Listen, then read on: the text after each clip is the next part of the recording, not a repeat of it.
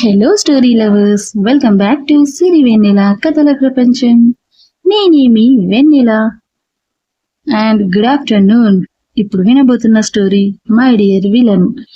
And స్టోరీలోకి వెళ్లే ముందు అందరికి చిన్న రిక్వెస్ట్, వీడియోని లైక్ చేసి షేర్ చేసి నా ఛానల్ ని సబ్స్క్రైబ్ చేసుకోవడం మర్చిపోవద్దు. ఇక my dear villain episode 29. Room లోకి రాగానే మైరాను కిందకి దించి సీరియస్ గా చూస్తుంటే, ప్లీజ్ ఆరవ్ గారు, ఒక్కసారి కిచెన్ లోకి ఇలా వెళ్ళి అలా వచ్చేస్తాను అని బతిమాలింది వెరీడస్కి. ముయ్, నోరు మూసే తిక్కలాడస్కి. నోరు తెరిచావనుకో నోరు కొట్టేస్తాను. ఏమనుకుంటున్నావే నువ్వు? నా ముందే వాడి చేత్తో నువ్వు అన్నం తిన్నావా? పైగా వాడు నీ ఈ డస్కీ చేతులని ముద్దు కూడా పెట్టుకున్నాడు. ఎలా వదిలేస్తా అనుకున్నావే? నీకు ఈ మధ్య చాలా బలుపు పట్టిందే, అంతా ఇవాళ కరిగించాల్సిందే అంటూ ముందుగా తనని లాక్కొని వాష్రూమ్ లోకి తీసుకెళ్లిన ఆరవ్ తనను కిందకు దించి శానిటైజర్ మైరా చేతుల మీద కుమ్మరిస్తూ రుద్దు అన్నాడు కోపంగా. అమ్మయ్య, ఇదే కదా అనుకుని కొద్దిగా ఎక్కువగానే పడిన శానిటైజర్ వదిలే వరకు రుద్ది కడిగింది మైరా. పూర్తిగా నురగపోయింది అనుకోగానే అక్కడే ఉన్న నాప్కిన్ తీసుకోబోతుంటే, ఏంటే అప్పుడే నాప్కిన్ తీస్తున్నావు అన్నాడు ఆరవ్ కన్నింగా. అంటే కడిగేశాను కదా ఆరవ్ గారు, ఇంకెందుకు అని చెప్తున్నా మైరా మాట కంప్లీట్ అవ్వకముందే మరోసారి శానిటైజర్ పడింది పాప చేతుల మీద. అంతే, దెబ్బకు కళ్ళు తేలేసి చూసింది మైరా. ఏంటి అలా చూస్తున్నావు? రుద్దు అన్నాడు మళ్ళీ సీరియస్ గా ఆరవ్. పాప మైరాకి ఆరవ్ చేయబోయేది ఏంటో పూర్తిగా అర్థమయ్యి ఇక ఏడుపు మొహంతో మళ్ళీ కడిగింది. తను వాటర్ తో కడిగిన 30 seconds కి మళ్ళీ శానిటైజర్ పడడం, అది మళ్ళీ తోమడం, ఇలా 900 ml శానిటైజర్ బాటిల్ మొత్తం పూర్తయ్యేసరికి పాప చేతులు మొత్తం తెల్లగా పొడిబారిపోయాయి. ఎంత పంపినా బాటిల్ నుంచి శానిటైజర్ రాకపోతే మైరా కళ్ళల్లో తిరుపతి వెంకటేశ్వర స్వామిని చూసినప్పుడు వచ్చే మెరుపు వచ్చింది ఆ ఖాళీ అయిన శానిటైజర్ బాటిల్ ని చూడగానే. అది చూసిన ఆరవ్ వెంటనే కోపంగా చూస్తూ, ఏంటి నీ కళ్ళల్లో మెరుపు వచ్చింది? అది కేవలం ఈ ఆరవ్ గాడిని చూసినప్పుడు మాత్రమే రావాలి, కాదని ఇంకెప్పుడు వచ్చినా నువ్వు గుడ్డి డస్కి అయిపోతావు, జాగ్రత్త నా చేతుల్లో అని సీరియస్ గా అన్నాడు ఆరవ్. సరే ఆరవ్ గారు, ఇక వెళ్దామా అంది మైరా నీరసంగా. అక్కడికి పోయేది? నువ్వు చేసిన తప్పుకి పనిష్మెంట్ సగమే పూర్తయ్యింది, ఇంకా సగం అలానే ఉంది, అది పూర్తయ్యాక వెళ్దాంలే అన్నాడు ఆరవ్. ఏంటి సగమేనా? అంటే ఇంకా ఏం చేస్తారు అని కళ్ళు తిరుగుతుంటే కష్టంగా ఆపుకొని మరీ అడిగింది మైరా. చేతులంటే వాడు ముద్దు పెట్టుకున్నాడు కాబట్టి కడిగేశాను, మరి వాడి చేత్తో నువ్వు నోట్లో అన్నం పెట్టించుకున్నావు కదా, ఇప్పుడు నేను నీ నోరుని నీ కడుపుని ఎలా కడగాలి అని కన్నింగా చూస్తూ అడిగాడు ఆరవ్. అంతే, దెబ్బకి ఇక ఆగమన్నా ఆగని కళ్ళు గిర్రున తిరిగి ఆరవ్ మీదే పడిపోయింది మైరా. ఏంటి డస్కి, ఇలా పడిపోతే వదిలేస్తాను అనుకుంటే అది నీ పిచ్చే అవుతుంది. రూమ్ లోకి తీసుకొచ్చి బెడ్ మీద పడుకోబెట్టి ముందు వెళ్లి కబోర్డ్ లోంచి మాయిశ్చరైజర్ లోషన్ పట్టుకొచ్చి మైరా చేతులకు రుద్దాడు ఆరవ్. నెక్స్ట్ డే నుండి ఆరవ్ షూటింగ్ తో పాటు ఆర్నవ్ ఆఫీస్ కి కూడా తనే చూసుకుంటుంటే ఆర్నవ్ ను కాలు కింద కూడా పెట్టనివ్వడం లేదు మైరా. తను ఇంట్లోనే ఉంటే అప్పుడప్పుడు ఆఫీస్ వర్క్ కోసమైనా మైనాను ఇంటికి పిలిపించుకోవచ్చు అనుకున్న ఆర్నవ్ ఆశలకి చెక్ పెడుతూ ఆరవ్ ఆఫీస్ కి వెళ్లి అక్కడ వర్క్ అక్కడే కంప్లీట్ చేసి పెట్టి పెండింగ్ అనేది లేకుండా చూసుకోవడంతో గట్టి ఎదురు దెబ్బే తగిలింది ఆర్నవ్ కి. ఎప్పుడైనా కానీ మైనాని ఏ విషయంలో అయినా ఇంటికి రమ్మందామని, డిజైన్స్ మ్యాటర్ డిస్కస్ చేద్దామని చెప్పాలనుకున్నా కూడా ఏ రోజుకు ఆ రోజు వర్క్ మాత్రమే కాకుండా ఫైనలైజ్ కూడా తనే చేసేస్తున్నాడు ఆరవ్. ఆరవ్ కూడా ఇదంతా కావాలని చేస్తున్నాడు, మైనాని ఆర్నవ్ కి దూరంగా ఉంచాలని. మరోసారి తన ఇంటికి పిలిస్తే ఎక్కడ ఆర్నవ్ తన మీద ఆశ పెంచుకుంటాడేమో అని తనకు అర్థమైపోయింది ఆరవ్ కు. మొదటిసారి మైనాని సామ్రాట్ పక్కన చూసినప్పుడే మైనాకి ఆ సామ్రాట్ అంటే ఇష్టానికి మించిన ఫీలింగ్ ఉందని అర్థం అవడంతో ఇక మైనా మీద ఆర్నవ్ కి హోప్స్ పెంచడం కరెక్ట్ కాదని ఎక్కడికక్కడ మైనాను కట్ చేస్తూ ఇంటి వైపుకు రాకుండా చూసుకుంటున్నాడు ఆరవ్. మరోపక్క సామ్రాట్ ఇంటికి వెళ్ళిన దగ్గర నుండి ఆరవ్ కి తన మీద డౌట్ వచ్చింది. దాంతో అసలు సామ్రాట్ డీటెయిల్స్ ఏంటో తెలుసుకోవాలి అనుకున్నాడు ఆరవ్. సామ్రాట్ కోసం ఒక పర్సనల్ డిటెక్టివ్ ని కూడా అపాయింట్ చేశాడు. సామ్రాట్ మూమెంట్స్ ఎవ్రీ మినిట్ తనకు కావాలని చెప్పడంతో, అతనికి సంబంధించిన పాస్ట్ కూడా తెలియని చెప్పడంతో ఆ డిటెక్టివ్ ఏజెంట్ ద్వారా సామ్రాట్ ప్రతి విషయం తనకి 2 రోజుల్లో తెలిసిపోయింది ఆరవ్కి. ఆఫీస్లో వర్క్ చేసుకుంటున్న ఆర్వీకి సడన్ గా ఓ రోజు సమీర్ నుండి కాల్ రావడంతో స్క్రీన్ మీద ఉన్న నేమ్ చూసి కొద్దిగా అనుమానపడుతూనే కాల్ లిఫ్ట్ చేసి హలో అంది ఆర్వీ.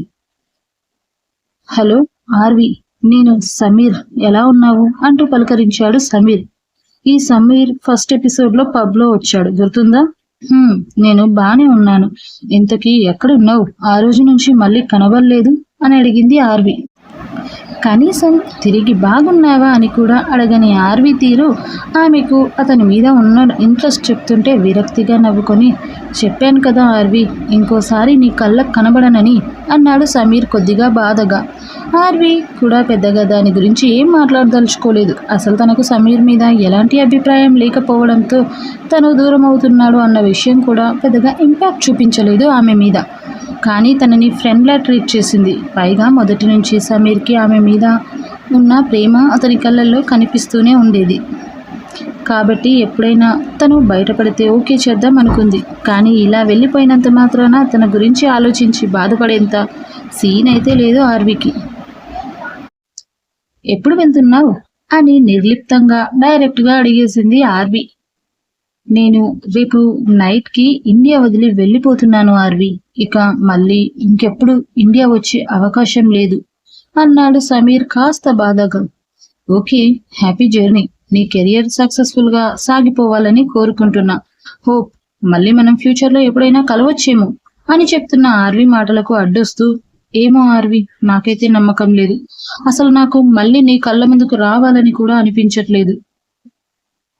నేను చేసిన తప్పుకి నేను ఇప్పటికీ ఇంకా గిల్టీగానే ఫీల్ అవుతున్నా అని చెప్పాడు సమీర్.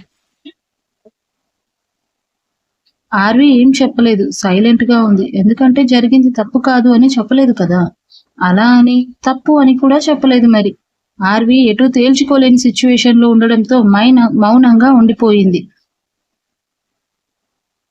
సమీరే మళ్ళీ తనని కదిలిస్తూ, హలో ఆర్వీ, ఉన్నావా అని అడిగాడు మెల్లిగా.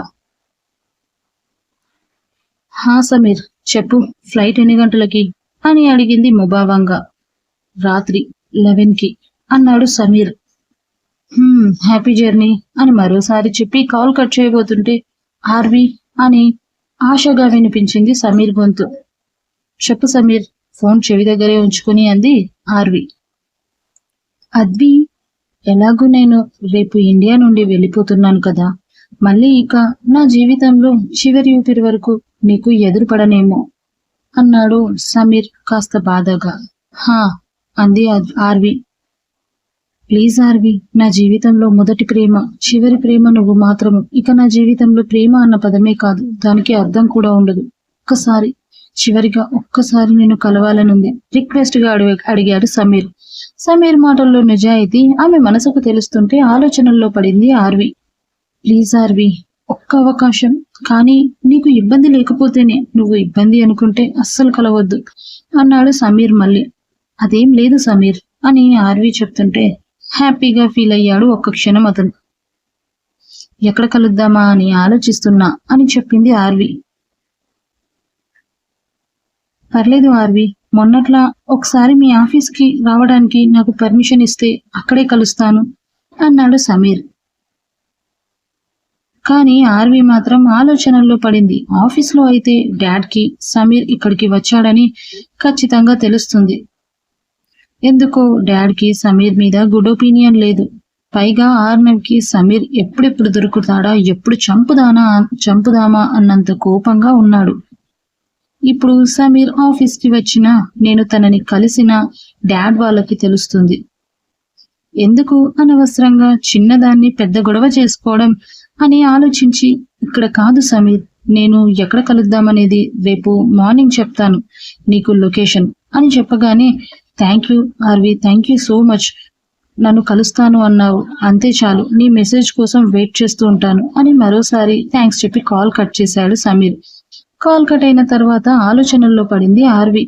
తను సమీర్ని కలవడం కరెక్టేనా కాదా అని ఆలోచిస్తున్న తనకి సమీర్ కళ్ళల్లో నిజాయితీ ఆమె కళ్ళ ముందు మెదలగానే మరేమో ఆలోచించకుండా వెళ్ళడానికి నిర్ణయించుకుంది ఆర్వీ. కానీ తను మళ్ళీ సమీర్ని కలిసిన విషయం ఆర్నవ్లో ఎవరికి తెలిసినా ఖచ్చితంగా ఒప్పుకోరని, ఆర్నవ్కి తెలియకుండా వెళ్ళాలని డిసైడ్ అయ్యి అందుకోసం ఇంట్లో ఏం చెప్పాలో ఆలోచించి ముందే పెట్టుకుంది. అదే రోజు మైనాని చూడక అప్పటికే 7 days గడిచేసరికి ఆర్నవ్కి ఆ రోజు ఎలా అయినా మైనాని చూడాలని ఖచ్చితంగా ఫిక్స్ అయిపోయాడు. గత వారం రోజులుగా ఆరవ్ మార్నింగ్ టైమ్స్ లో షూటింగ్ చూసుకుంటూ ఈవినింగ్ టైమ్స్ లో ఆర్నవ్ ఆఫీస్ వర్క్స్ చూసుకుంటున్నాడు. కానీ ఆ రోజు మాత్రం ఎర్లీ మార్నింగ్ నుండి మిడ్ నైట్ వరకు కంటిన్యూగా షూట్ చేయాల్సిన సీన్స్ ఉండడం, పైగా అవుట్ ఆఫ్ స్టేషన్ అంటే కోల్కతాకి 3 hours డిస్టెన్స్ లో లొకేషన్ ఉండడంతో తాను ఆ 2 days ఆఫీస్కి వెళ్ళలేనని ముందు రోజే మీటింగ్స్ అటెండ్ అయ్యి వర్క్ అంతా క్లియర్ చేసుకుని పొద్దున్నే షూటింగ్కి వెళ్ళిపోయాడు ఆరవ్. అవుట్డోర్ షూటింగ్ లో ఉన్నాడని తెలియగానే ఆర్నవ్ బాబుకి రెక్కలొచ్చేశాయి. ఇక వెంటనే తన ల్యాప్టాప్ తీసుకుని కాసేపు వర్క్ చేసి తాను చేయాల్సింది చేసేసి టైంని చూస్తూ గడుపుతున్న ఆర్నవ్కి సరిగ్గా అతను ఊహించినట్టే అరగంటకి మైనా నుండి కాల్ రావడంతో ఆర్నవ్ ఫోన్లో బ్లింక్ అవుతున్న మైనా పిక్ చూసి నవ్వుకుంటూ కాల్ లిఫ్ట్ చేశాడు. కాసేపు మాటల తర్వాత, ఓకే సార్, రేపు మార్నింగ్ ఆఫీస్కి వెళ్ళేటప్పుడు నేను మీ ఇంటికి వచ్చి మీ సిగ్నేచర్స్ కలెక్ట్ చేసుకుంటాను అని చెప్పింది మైనా. ఓకే మైనా, బాయ్ అన్నాడు ఆర్నవ్. తాను కోరుకుంది కూడా అదే అవడంతో మైనా కాల్ కట్ చేసి టైం చూస్తే తన ఆఫీస్ టైం కూడా అయిపోవడంతో ఆ రోజు వర్క్స్ మొత్తం మరోసారి రీచెక్ చేసుకుంటూ ఉండగా సామ్రాట్ నుండి వీడియో కాల్ వచ్చింది తనకి. స్క్రీన్ మీద కనిపిస్తున్న సామ్రాట్ పిక్ కి ఆమె ఫేస్ వద్దన్న వర్క్ లో చేరి అందంగా నవ్వుతూ ఫోన్ టేబుల్ మీద ఉన్న హ్యాండిల్లో తాను కనబడేట్టు క్యామ్లో అడ్జస్ట్ చేసి కాల్ లిఫ్ట్ చేసి సిస్టంలో వర్క్ చేస్తుంది మైనా. ఆర్నవ్ లేకపోవడం, ఆరవ్ కూడా ఆ రోజు రానని చెప్పడంతో వర్క్ స్ట్రెస్ ఎక్కువే అయ్యింది మైనాకి. పొద్దున్నుంచి కంటిన్యూగా వర్క్స్ మొత్తం తానే చేసుకుంటూ ఉండేసరికి ఎంత తన ముందు నవ్వుతూ ఉన్నా కూడా ఫేస్ లో అలసట కొట్టొచ్చినట్టు కనిపిస్తుంటే డల్ గా ఉన్న మైనా మొహం చూసి, ఏయ్ ఏమైందే, నువ్వు బానే ఉన్నావా అని అడిగాడు సామ్రాట్. సామ్రాట్ క్వశ్చన్ కి సిస్టమ్ స్క్రీన్ మీద ఉన్న కళ్ళని టక్కున మొబైల్ స్క్రీన్ వైపు టర్న్ చేసిన మైనా ఫేస్ మీద పడుతున్న హెయిర్ ని చెవి వెనక్కి పెడుతూ, నాకేమైంది సామ్రాట్ గారు, నేను బాగున్నాను కదా అంది మైనా.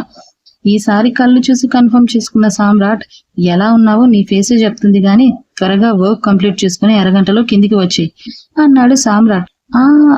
సామ్రాట్ గారు, నాకు ఈరోజు వర్క్ కాస్త లేట్ అయ్యేట్టుంది, నేను ఫోన్ చేస్తాను అప్పుడు రండి మీరు అంది మైనా. నాకు ఆర్డర్స్ వేయడం నీ పని కాదు, నేను చెప్పింది చేయడమే నీ పని. నోరు మూసుకొని అరగంటలో నువ్వు చేసే పనులన్నీ అవగొట్టుకొని కిందకి వచ్చావా సరే, లేదంటే నేనే లోపలికి వచ్చి నిన్ను మీ స్టాఫ్ అందరి ముందు ఎత్తుకొని తీసుకొస్తా. ఏది బెటరో నువ్వే ఆలోచించుకో. ఎత్తుకునా అని కళ్ళు తేలేసింది మైనా పాప. మైనా ఫేస్ లో ఎక్స్ప్రెషన్స్ చూస్తూ నవ్వుకుంటూ, ఎత్తుకునే అని వర్డ్స్ స్ట్రెస్ చేస్తూ మరీ చెప్పి, నాకైతే సెకండ్ ఆప్షన్ బెటర్ అని కన్ను కొట్టి మరీ కాల్ కట్ చేశాడు సామ్రాట్. అంటే వాళ్ళ ప్రేమ ఆల్రెడీ పట్టాలెక్కేసిందిలేండి ఈ మధ్య. వామ్మో, సామ్రాట్ గారు చెప్పింది చెప్పినట్టు చేస్తారు కూడా అనుకుంటూ తన వేళ్ల కదలికల్లో స్పీడ్ పెంచేసింది మైనా. ఇక అరగంట తర్వాత ఫాస్ట్ గా తన వర్క్ ఫినిష్ చేసుకుని పార్కింగ్ లోకి వచ్చేసరికి ఆల్రెడీ అక్కడ తన కోసం వెయిట్ చేస్తూనే ఉన్నాడు సామ్రాట్. సామ్రాట్ ను అక్కడ చూసి నవ్వుతూ, హాయ్ సామ్రాట్ గారు అంటూ ఎప్పట్లా అత్యుత్సాహంతో విష్ చేసింది మైనా. కానీ మనోడు ఒక్కసారి కూడా తనకు ఆ టైప్ లో రిప్లై ఇవ్వడు కదా. సో యాజ్ యూజువల్ గా తనకి ఒక రఫ్ లుక్ విసిరి మైనా చేతిలో ఉన్న కార్ కీస్ ని చొరవగా లాగేసుకుని డ్రైవింగ్ సీట్ వైపుకు వెళ్ళిపోయాడు. సామ్రాట్ రియాక్షన్ కి మైనా తల కొట్టుకుంటూ, నా లైఫ్ లో మంచి రొమాంటిక్ గా ఉండే లవర్ బాయ్ ని పంపించమని ఆ బప్పాని ఎన్నిసార్లు వేడుకున్నాను, కానీ నాకు ఈ ఐరన్ మ్యాన్ ని లవర్ గా చేశాడు అని మనసులోనే అనుకుంటూ పైకి చూసుకుని వై బప్పా, వై ఓన్లీ మీ అని ఏడుపు మొహంతో అనుకుంటుంటే చెవులు అద్దరిపోయే రేంజ్ లో హారన్ కొట్టి మైనాను ఉలిక్కి పడేలా చేశాడు సామ్రాట్. దెబ్బకి పాప దేవుల లోకంలో నుండి పార్కింగ్ లోకి వచ్చి పడగా కారులో ఉన్న సామ్రాట్ వైపు చూస్తుంటే, ఏయ్ త్వరగా ఎక్కమంటే అలా పిచ్చిదానిలా పిచ్చి చూపులు చూస్తావేంటే పిచ్చి పిచ్చుక అని అరిచాడు సామ్రాట్. కార్ లోపల ఉన్న సామ్రాట్ మాటలు బయటకు వినిపించకపోయినా సామ్రాట్ లిప్ మూమెంట్ క్యాచ్ చేసిన మైనాని అతనేమన్నాడో అర్థమై వస్తున్నా అని మూతి తిప్పుతూ కారు ఎక్కింది. సీట్ బెల్ట్ పెట్టుకుంటున్న మైనాను చూడకుండానే కార్ స్టార్ట్ చేసి, ఏంటే పిచ్చుక, అసలే నీ పిట్టమూతి ఇంతుంటుంది అని వేళ్లతో చిన్నగా చూపిస్తూ, ఆ పిట్టమూతిని పోయి అటు ఇటు తిప్పడం అవసరమా అన్నాడు కార్ని ఆఫీస్ గేట్ దాటిస్తూ సామ్రాట్. మైనా ఓసారి వాడిగా సామ్రాట్ ని చూసి మళ్ళీ మూతి తిప్పేస్తూ, నాదేం పిట్టమూతి కాదు అంది ఉక్రోషంగా ముక్కు పుటాలెగరేస్తూ. మైనా ఫేస్ ని ఊరకంట చూస్తూనే కారులో స్పీడ్ పెంచి లోన్లీగా ఉన్న ప్లేస్ లో కార్ సడన్ బ్రేక్ వేశాడు సామ్రాట్. ఆఫీస్ అయిపోగానే ఇంటికి వచ్చిన ఆర్వి సోఫాలో కూర్చొని రిలాక్స్ అవుతుంటే జ్యూస్ గ్లాస్ తీసుకొచ్చి పక్కనే కూర్చుంటూ, ఏంటి బంగారం అలసిపోయావా అని ఓ చేత్తో తన తల నిమురుతూ అడిగింది మైరా. తల్లి చేతి స్పర్శకు టక్కున కళ్ళు తెరిచి మైరా ఒడిలో పడుకుంటూ, అవును మమ్మీ, కొంచెం హెడేక్ గా ఉంది అంది ఆర్వి. అవునా, ఉండు నేనెళ్ళి నీకోసం మంచి కాఫీ తీసుకొస్తా అని టక్కున లేవబోయింది మైరా. వద్దు మమ్మీ, కాసేపు కూర్చో అని మైరాను లేవకుండా ఆపేసి తన ఊళ్ళోనే కాసేపు రిలాక్స్ అయ్యింది ఆర్వి. 10 నిమిషాల తర్వాత, మమ్మీ డాడీ ఇంకా రాలేదా? పొద్దున కూడా నేను లేవక ముందే షూట్ కి వెళ్ళిపోయాడు అని ఉదయం నుండి ఆరవ్ను చూడకపోవడంతో బెంగగా పెదవి విరుస్తూ డల్ గా అంది ఆర్వి. మీ డాడీ ఈ 3 days బిజీనే, అవుట్ టు షూటింగ్ ఉందంట, అందుకే పొద్దున్నెప్పుడో వెళ్తున్నారు, నైట్ రావడానికి లేట్ అవుతుంది కూడా అని చెప్పింది మైరా.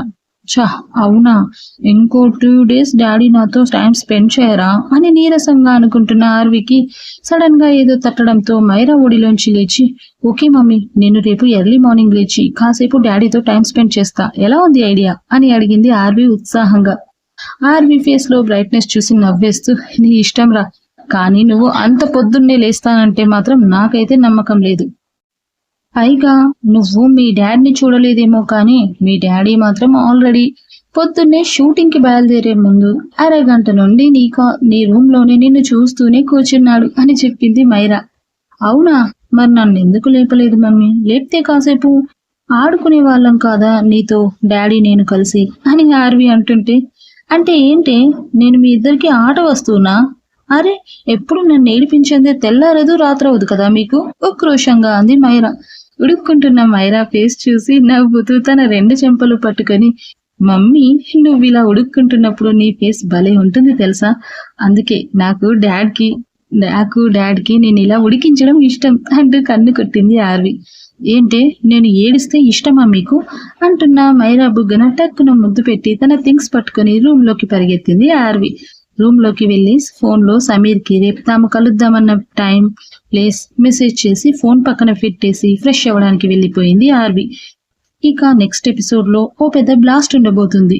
దాని తర్వాత స్టోరీ మలుపు తిరగబోతుంది. అప్పటి వరకు వింటూనే ఉండండి మై డియర్ విలన్.